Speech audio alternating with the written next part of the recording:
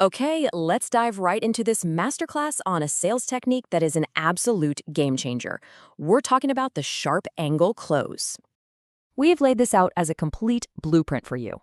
We're going to start with what it is, then break down the three-phase process. After that, we'll see it in action, cover the mistakes you need to avoid, and finally, lay out your path to mastering this for yourself. All right, first things first. Let's build a rock-solid understanding of what this technique is, and maybe more importantly, what it isn't. So you've got to give credit where it's due. This was popularized by the sales legend himself, Brian Tracy. At its core, the sharp angle close is about what you do when a prospect asks for something extra. Like a discount or better terms. Instead of just answering, you use their request as leverage to close the sale right then and there. And this right here, this is the critical mindset shift. This is what separates the top 1% from everyone else. See, an average salesperson hears a request and thinks, okay, I have to give something up. A pro hears that exact same request and thinks, this is my chance to close. It's not a concession, it's a trade for their commitment. The whole strategy runs on this engine called conditional reciprocity. It sounds fancy, but it's simple.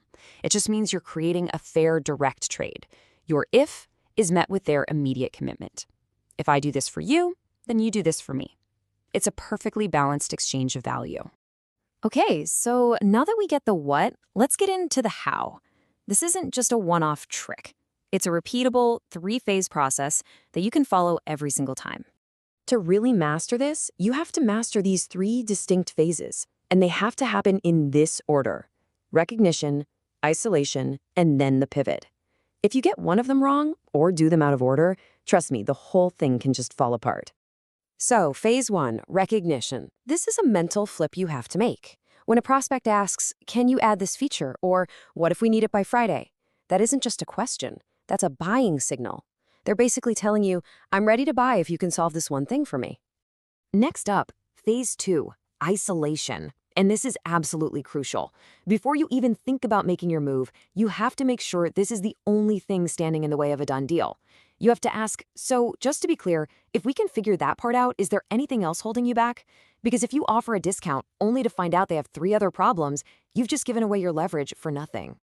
And that brings us to the final phase, the pivot. This is where you use that beautiful if-then formula to make the magic happen. If I can get that for you, are you ready to sign the paperwork today? Now notice you're not actually promising you can do it yet. You're just confirming that if you can, the deal is done. It's brilliant. All right, theory's great, but let's see this thing in the wild. Because knowing what to do is one thing, but seeing how it plays out is everything.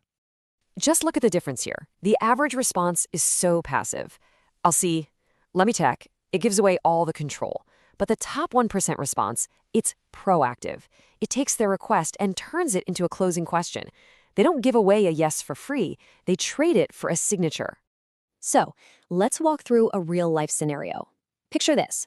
Someone's in a furniture store, they've found the perfect sofa, but then they hit you with the classic price objection. This is the perfect trigger. An amateur starts fumbling and haggling. A pro sees the buying signal. So instead of just saying yes or no, the salesperson pivots. Notice the subtle genius in the wording. If I could find a way. It's not a guarantee. It positions the salesperson as an ally, someone who's going to go to bat for them, but only in exchange for an immediate commitment. Now, this technique is powerful, but you have to be careful. It's delicate. It's actually really easy to mess this up. So let's talk about the common mistakes that can completely derail the close. There are 4 big no-nos. First, and this is the cardinal sin, never, ever agree to the concession before you get the commitment. The second you say, sure, I can do that, you've lost. All your leverage is gone. Second, your tone is everything. You have to sound helpful, not pushy. Third, timing. Don't use this too early. Wait for a clear buying signal. And finally, the concession has to be real. Don't promise something you can't actually deliver. So you know what it is, how it works, what to avoid. How do you actually get good at this? How do you bake it into your process? Well, here's your step-by-step guide. Okay, listen up, because step number 3 here is maybe the most important tactical piece of advice. Practice the pause. After you ask the pivot question, if I can do that, do we have a deal? You have to go completely silent. Don't say a word. The first person who speaks loses. Let the weight of that silence do the work for you. And Brian Tracy himself said it best. Your words set the stage, but the actual decision, the moment they commit in their own mind, that happens in the silence you create right after you ask. Here's another great one from Tracy that just hits the nail on the head. When a prospect asks for something, a passive response actually hurts you, but a sharp angle response actively helps you close. In these critical moments, there is no neutral ground. This really gets to the heart of why this works so well. The sharp angle close isn't about telling the customer what you can do. It's about asking a strategic question that moves them to a decision. It is the ultimate form of selling through questioning.